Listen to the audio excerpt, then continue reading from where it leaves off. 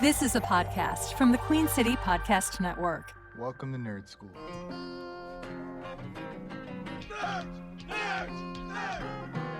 Yeah. Suck it, nerds! Suck it, nerds! Suck it,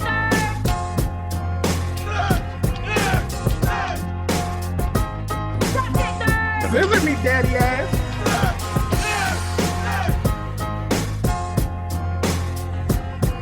Welcome to Nerd Skool. My name is Low-Key. Welcome to the Nerd Skool podcast. You jerk. Welcome, Nerd Hive, to Comic Book Chronicles, Unveiling the Origins. This is the first episode where we cover Dan Dunn, Secret Operative number 48. Secret Operative number 48, Detective Dan Dunn.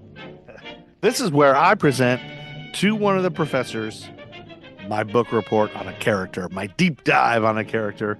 And this episode, we're talking about Secret Operative number 48, Detective Dan Dunn from 1933. The very first comic book hero, according to Wikipedia. And Wikipedia's never wrong. Wikipedia's never wrong. Shall we jump in, Artstar? Why don't we? Let's Dive just jump away. in.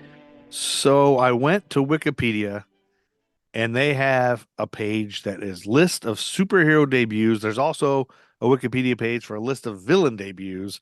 And this is where, Art, you and I started talking about Dr. Occult in that one episode we did, a deep dive on Dr. Occult. And I'll have to listen to that episode. On American Timelines with No, it was a Nerd Skool episode what is it? where we talked about Dr. Occult.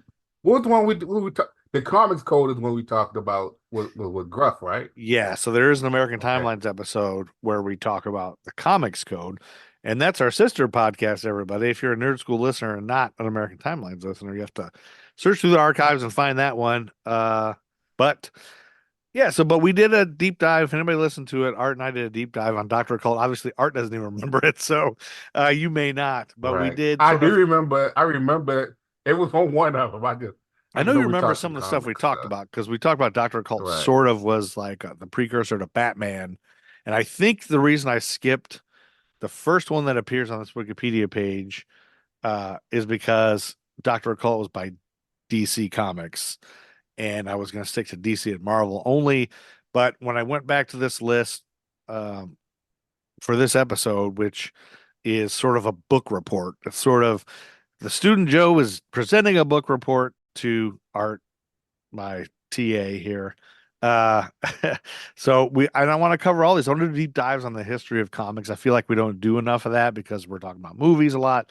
And so it fascinates me, the origins of everything. As you all know, I get obsessed with where things started and where this came from. And Andy, And where it comes from, and where it comes who they from. know, and how they're interconnected. How everybody's connected and who was inspired by this guy. Like, you always hear about, I was inspired by this one I read when I was a kid. And so I really just wanted to get down to the brass tacks of comic books, which technically, according to Wikipedia, they really kind of started in the 30s, like 1933. There were things that predated this stuff, and we'll talk about all this. Like there were pulp magazines, there were newspaper strip comics, there was radio, newspaper comics, radio plays, and things like that. But we're strictly talking about comic books because that's a big nerd thing. And so before I got to this list of superhero debuts, before Dr. Occult, there was the very first one listed on this Wikipedia page was from 1933 when Dr. Occult came out in 1935, which we already talked about. So we're going to back up a little bit because Dan Dunn is a fictional detective created by Norman W. Marsh because he worked for Humor Publishing. And so Dan Dunn, this detective. So this guy first appeared in Detective Dan, Secret Operative number 48, which was a proto comic book from 1933 produced by Humor Publishing. Now, Humor Publishing, if you look up online, it's hard to find stuff on this because they were only around for that 1 year, 1933, but they were also known as Consolidated Book Publishers. So what people online think is that Humor Publishing was in fact a subsidiary of Consolidated, through which Humor Publishing published comic books. So it's so murky I don't think anybody knew comic books would be this popular. So, uh, anyway, so Dan Dunn subsequently appeared in newspaper comic strips from 1933 to 43, just to say that's where the character came from, newspaper comic books. But then a comic book was made by Humor Publishing, and this was like one of the first comic books. In fact, they call it a proto comic book. Um, and so this led me to a website I want to tell everybody about. If you're a big nerd and you really want to delve into the history of comic books in a nerd way, if you go to comicbookplus.com, it's got an archive of pretty much all Is these that old plus spelled out? Yep, Is PLUS. it plus spelled Comic, out, or is it a symbol plus? it's spelled PLUS, COMICBOOK, PLUS.com, comicbookplus.com, all spelled out.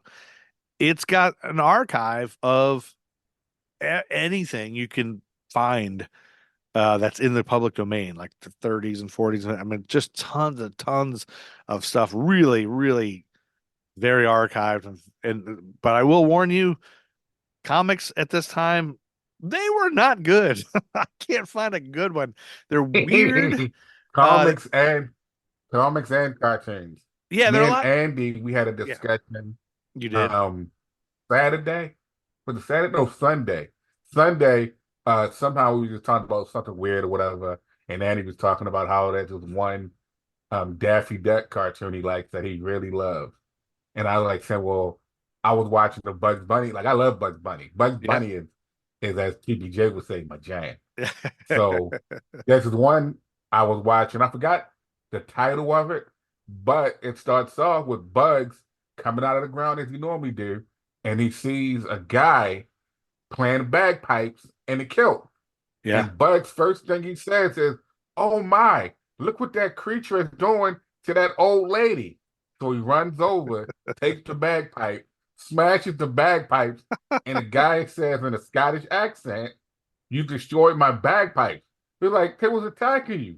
And it's like, you should be basically, I thought she was an old woman because you're dressed like a woman and you're indecent because he had on the skirt. And I was like, wow. Like, it's one of those things I Yeah. never paid attention to Right. until that moment. I was like, Bugs. Bugs is what's going on, Bugs? But they're like, it was in the 40s. Yeah. So, stuff like that happened. Or that's the way things work. Oh yeah, and there was so much. If you look into, I mean, there's so many of those comics that are racist and like really, really awful in those same comics, in those same cartoons. I mean, yeah. So, and that's part of the problem you run into in these comic books that are online too. Is like, "Eesh, this is a lot of stereotypes, a lot of. So some of this will have to just like wade through. But I think the thing I'm most interested in is just like how we got where we are. Like, how did we get to this comic book industry, and just terms that I'm going to share with you that I learned today looking up this stuff with pulp. The word how pulp came from, like why they call them pulp comics or pulp magazines, which I had no idea. Like I think of a certain thing when I hear pulp, like Pulp Fiction. Well, when I think of pulp and books, I think of the paper or the process that is used to make the paper. Yeah, that's why they call it The pulp, because it paper was is cheap. pulp. It was like cheap, shitty paper, Yeah. I guess. That's why they called them pulp, which I Right. had no idea. Like wood pulp. Yeah, I had no idea. I've Anyway, made paper quite a few times. oh, that's right. Making paper Yes, is one of those things that it might seem like, whoa, but it's kind of fun, yeah, especially if you like just to know, like, especially if you're doing it, and then once you make it, if you're creating on top of it or doing something with it, it's almost like, like let's say like you want cookies, right? You can go to the store and you can buy some cookies, or yeah. you can make those chocolate chip cookies. They taste way And better. the store-bought ones, they taste good, but it's just something about when you make it with your own hand. Like Yeah. making your own paper, it's a beautiful feeling. Yeah, so Beautiful feeling. did you do that with when you worked at the art store? I did do it when I was at the art store, but I also learned it in school. When I was in printmaking.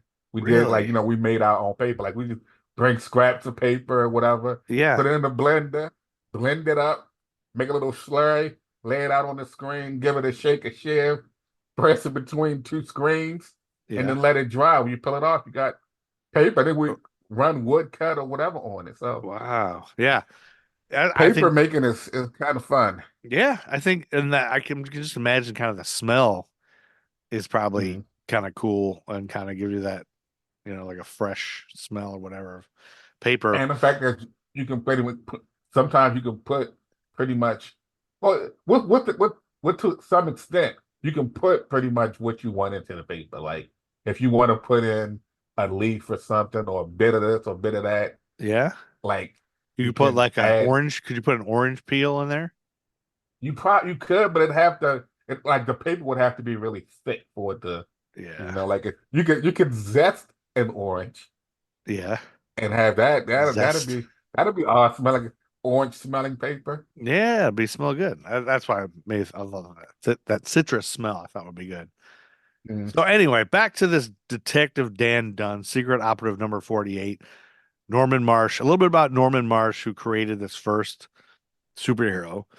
He was born in Waukegan, Illinois, and it's interesting to me is so detectives were a big original superhero type of thing. Dick Tracy, we all think of. Mhm. So this was kind of like Dick Tracy, but Marsh, this guy who created him, he worked for the United States Secret Service for 5 years as an agent, and then he was a detective in the Chicago Police Department. So he had this kind of detective, police, Secret Service Art background. imitates life.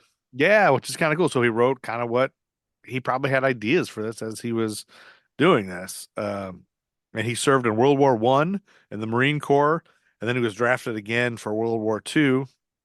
And then during World War Two, he ended up retiring at the rank of captain. Then he moved to Los Angeles and was part of a veterans group called the Studio City Barracks, named after a neighborhood called Studio City in LA, where he lived and worked. And I guess he was part of a group of veterans there.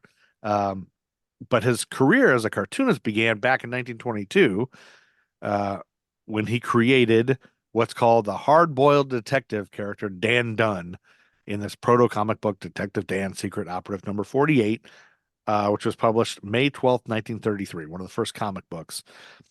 And I had to stop there because I told you I'm going to take you down a rabbit hole and I want to Let's know go everything. I want to around, know right? all what everything is. Hard-boiled detective. I never heard that term before.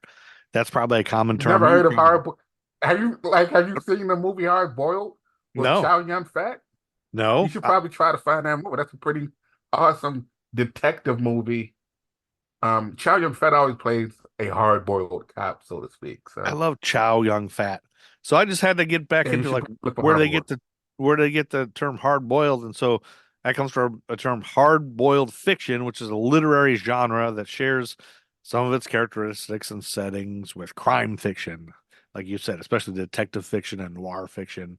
Uh, the genre's typical protagonist is a detective who battles the violence of organized crime that flourished during Prohibition, which is like 20s and early 30s, and after its aftermath, while dealing with a legal system that has become as corrupt as organized crime itself.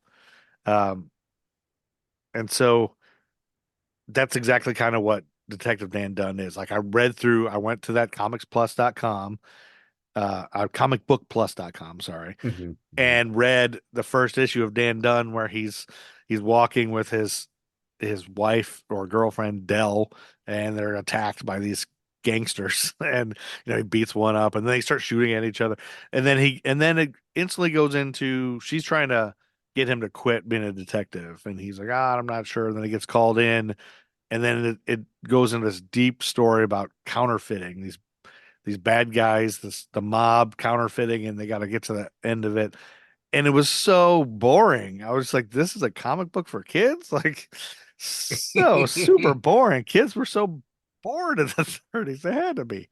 Um, They didn't have they in those times they didn't have like cup and ball was exciting to them, yeah. right? So if you're excited about like a cup and ball, Yeah, or yeah. that one thing they do where they take the stick and roll a hula hoop or roll a wheel with, like Yeah, that's exciting to a them. stick and a wheel. That's what they played with. That's true. That's true. So I guess this is, yeah, We this is grew up with like that. like Transformers and G.I. Joe. Yeah, right. We had way better. And then even now, the kids, even now, they have MCU is what the kids are growing up with. Right. Uh, But notable hardboiled detectives include Dick Tracy, Philip Marlowe, Nick Charles, Mike Hammer, Sam Spade, Lou Archer, Slam Bradley, and the Continental Op, which are all things I hope to learn about. Dick Tracy I've heard of. Everybody's probably heard of Dick Tracy. That's kind of a thing. Um, anyway, from its earliest days, hardboiled fiction was published in and closely associated with so-called pulp magazines. And that's when I got into like, okay, why do they call them pulp magazines? Because of the inexpensive fiction magazines were published from 1896 until around 1955. The term pulp derives from the cheap wood pulp paper in which the magazines were printed, just like Art said. But this is what I learned diving down this rabbit hole. In contrast to the pulps, magazines printed on higher quality paper, they were called glossies or slicks. Hey, hand me that glossy. You got any slicks? I got a couple of slicks for you. You can just hear somebody in the 30s saying that. Right. So it's a term, my new term. I learned about glossies and slicks today. So let's get back to the proto comic book, Detective Dan, Secret Operative number 48 from May 12th, 1933. All right. The book contained all original stories as opposed to reprinted newspaper strips. And that's kind of what made him different too. A lot of times anything that was considered a comic book was just reprinted newspaper strips that were already there. But this was actually written for this book. Which is what I kind of feel like, we'll get to that, but like Yeah. a couple of the other characters you just mentioned, like when the fact that their first appearances feel like they weren't in like a pulp or a glossy or a slick, but in the newspaper. Yeah. It kind of makes it seem like maybe that's why you didn't pick it. But then there's also people like Dick Tracy and the Phantom who like were like to me, both of them growing up, those were people that I saw in the Sunday paper when you get the funny pages. Yeah. Yeah, so And I think ahead. that's my first experience with comics at all, were just the Sunday paper. And Spider-Man was like the only superhero in those that I remember being a kid. Sometimes Superman would be in some of them. And then I always loved going on vacation because you'd get the paper in a different town. So I grew up around Right, Toledo, and we had the Toledo Blade. But when we go up to Michigan to the lake, there was a different paper with all different comics. And it was like, oh, look at all these new comics that we don't know, right. So that one had Superman, ours had Spider-Man. Anyway, that's to say, like, I think there was a difference between comic books, like you said, and comic books at that time to me were just like something occasionally at the pharmacy there'd be a rack there, and that was it. And like I don't know. I guess that's where they originated for me. But comics historian Don Markstein notes that the periodical that Detective Dan was in, and the only two others from this publisher, Humor, before they went under, they were pioneering in that they contained non-reprinted comics in 1933. Like I said before, like he's the one that said these are different because they're not just reprinted things from the paper. This is an actual comic book. Even though they were not in the modern comic book format, they were done as what they called tabloids.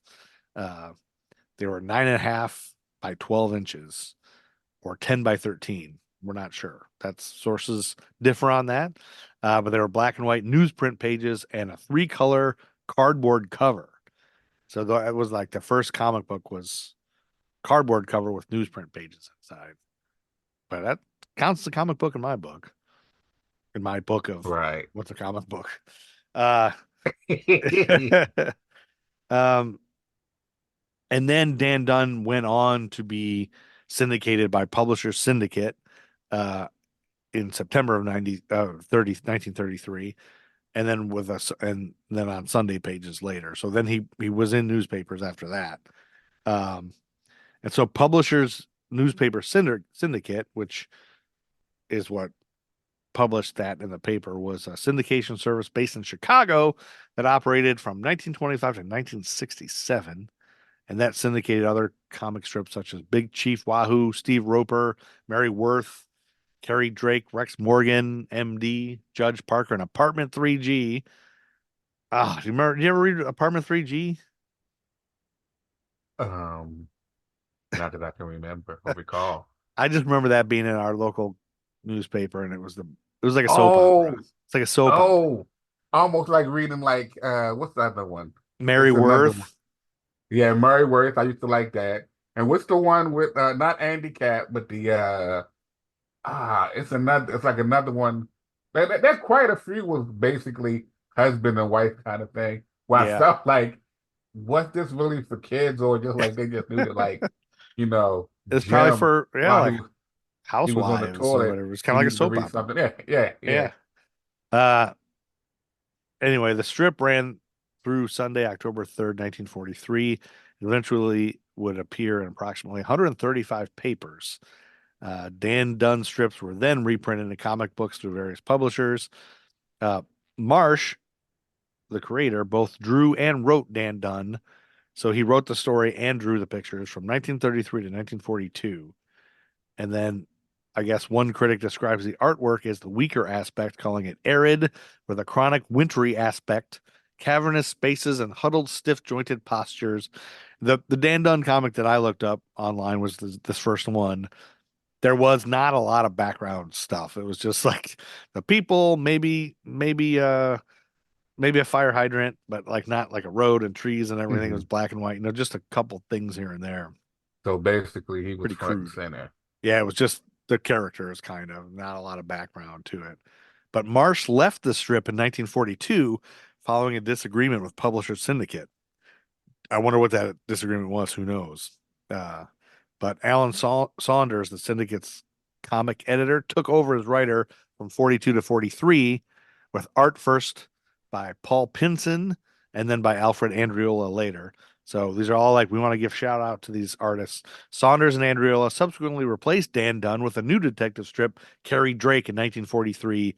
And that was pretty much the end of Detective Dan Dunn. Except for a few other things.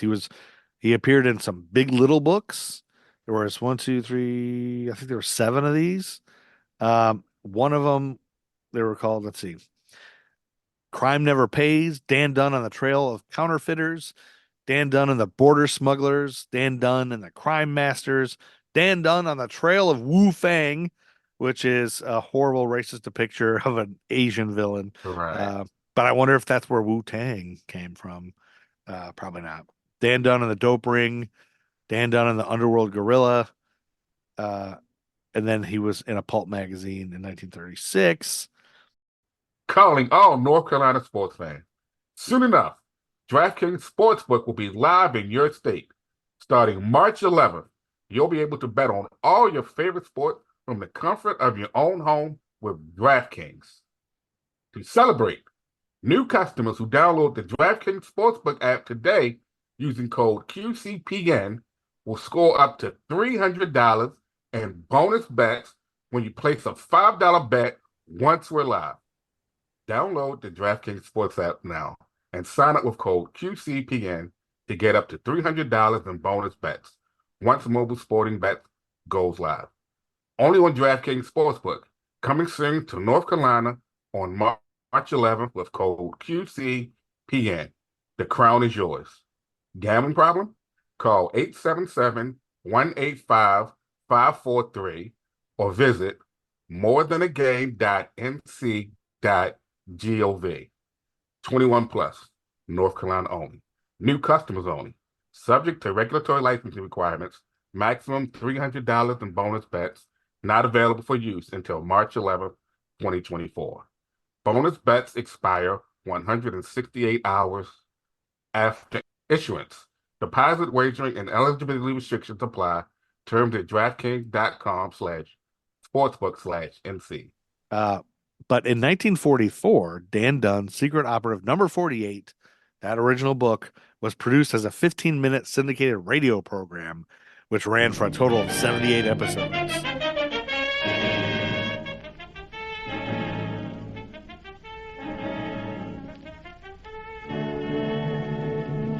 Dan Dunn, Secret Operative number 48.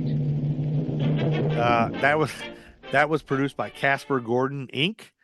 And I found an old ad for Casper Gordon from this time period.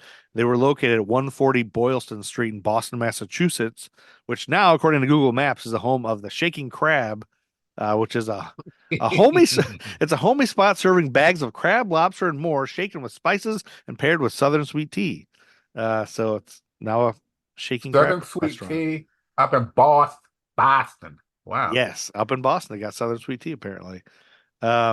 And that ad, you can find that Speaking ad. of speaking of Yeah, go sweet ahead. tea, I Yeah. was looking at something or reading something, and someone was talking about things that you can get from different areas. And they was talking about like if you like, I guess foods that you would find that people in certain cities kind of sort of like. And like when it got to Baltimore, they talked about like what we call it's a chicken box. Yeah. But it's like it's a chicken box. You get salt and pepper, ketchup on its side. You want it fried hard, and you get a half and half, which is just um basically is lemonade and iced tea. But then someone mentioned like, oh yeah, you can tell when you're in Baltimore because Baltimoreans they love their chicken boxes and sweet tea. People in Okay. Baltimore don't drink sweet tea. Okay. Like I remember like coming down here drinking the tea for the first time, and I was like, this is like highway like liquid sugar death or something. Like we don't drink that in Baltimore.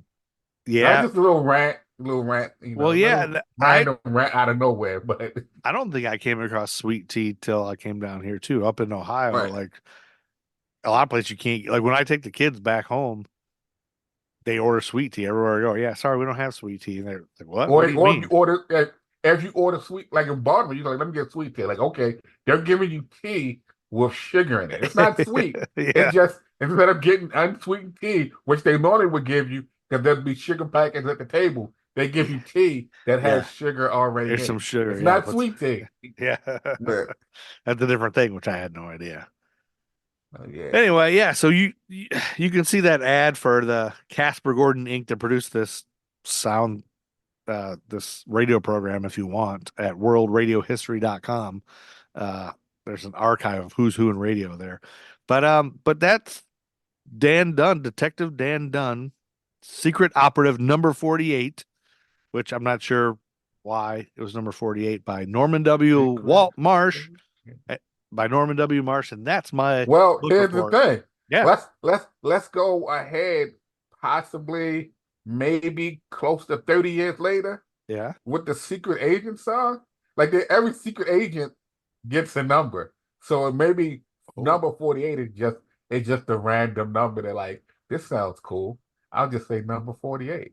Your secret operative number 48. If you knew the secret operative number 48 was coming after you, you'd be like, holy shit, I must hide.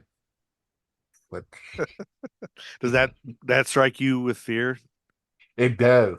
I It am does. secret operative number 48, not number 47 or 49, but number 48. Think about it. If you think that you're hot shit and they send number 48 after you, Yeah. just in your mind, you're like, whoa, if they're sending number 48 after me and I'm hot shit, I'd hate to see what anyone under him look like. So the fact that 48's coming, I'm quaking. I'm fearing for my life. I gotta get low. So do you think secret operative number 24 is like way more skilled? Secret Operative 24 probably wouldn't even see him coming. I see. So the higher the number, the better the operative. Oh yeah. Okay. So secret operative number 573 is gonna It's really probably just like right. Because remember you're hot shit. And because you're hot shit, they're gonna send the best after you. Yeah, there were You know, you're 78 public enemy episodes. number one. There were 78 episodes of that syndicated radio program. How long was each episode? 15 minutes. Oh, that's not bad. Dan Dunn, secret operative. Well, the comic is boring as hell. I couldn't get through. Once I got into multiple panels of old men sitting at desks talking about It's- counterfeiting. That's the thing with comic books. That's the thing with comic books. Yeah. Even comic books today, you may find something Yeah. from the cover. The cover draws you in. Yeah. But what's between the pages might be like, Like I just started reading this one called the Enfield Gang Massacre. Cover, they're kind of cool. I love cowboys. I love cowboy movies. I love cowboy stuff. I started reading it, got through like, this is not an interesting book by the least. But it's one of those things where it's a fairly recent book. It's not for me, but someone else may say like, "Oh, I love this neo-noir cowboy type." Because like I read East of West is like is a Jonathan Hickman book. That's cowboy-esque. Yeah, that was pretty good. But like it's like, not so much. So, like once you start getting further along, like they're probably Superman comics from the 30s, which sucked. I don't know if you can see the screen, and our listeners won't be able to see this, but this is the cover of the first one. So a story and cartoons of Detective Just imagine Dan. you're a young boy or girl. Yeah. You're walking along In 1933. Right, and you go to the nickel and dime, right? 10 cents this cost. And you see that, oh wow, can I get this? Can I get this? And you want to you're like, really? Stick 'em up, two finger. You're under arrest. Does it not make you want to pick this up? Yeah, the cover's got the detective with a gun and a white hat, and it's got a bad guy who's wearing a checkered suit. Two finger. And he has two at fingers gunpoint with his right hand. Oh, yeah, and he's missing some fingers. Yeah. Awesome. And behind him is another criminal with a checkered. You can tell the criminals because they're wearing checkers. And I other forgot bad what guys that weapon is he has in his hand. It's called the I forgot what it's called. It's not a billy club. It's not a billy club. It has a specific name. Okay, well the detective's got a guy coming up behind him with a weapon in his hand. It's like looks like a billy club, but It looks like a billy club, yeah. Oh, it does have a certain name, and we talked about that at one point. I feel like I remember somebody telling me, but anyway, it does. It's an orange and black cover. You can find it on comicbookplus.com. But yeah, so that's it. That's my Detective Dan Dunn book report. And thanks for listening to Nerd Skool, folks. Thank you for listening to the Nerd Skool podcast. They say I can't rap about the president no more, but evidently they don't see we in the streets still poor. Still more incarceration of my kinsmen by the prisons, and people thinking this election to end in racism. Proud of a pessimism, glad to see Obama, but don't expect me not to speak out when I still see problems, Mr. Officer. Now they POTUS look like me, you gon' think again when seeing brothers rolling down the street. Every Martin Luther King on his American dream. Still a Rodney being beaten, screaming fuck the police. Me, I'm running through the pasture, trying to get away from master, but the dogs is on my ass, I gotta move a little faster. Can't pass for Caucasian, but I got a couple papers from the plantation saying I graduated. Congratulations, cool beans, but to most school mean trying to dodge STDs, living off government cheese. Trust the government, please. Not even if it was me sitting in the Oval Office as commander-in-chief, trying to give us free, but there's a nigga in my ear saying, you got it, Superman, you ought to keep it here. Get this distinctly clear, I'm all about jetting. Raps Kunta Kinte without the half-stepping. A new chapter, back with new lessons. After that, the final exam. Any questions?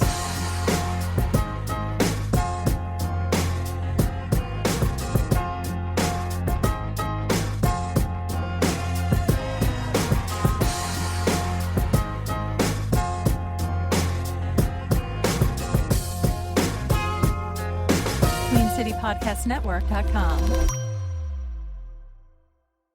Excelsior.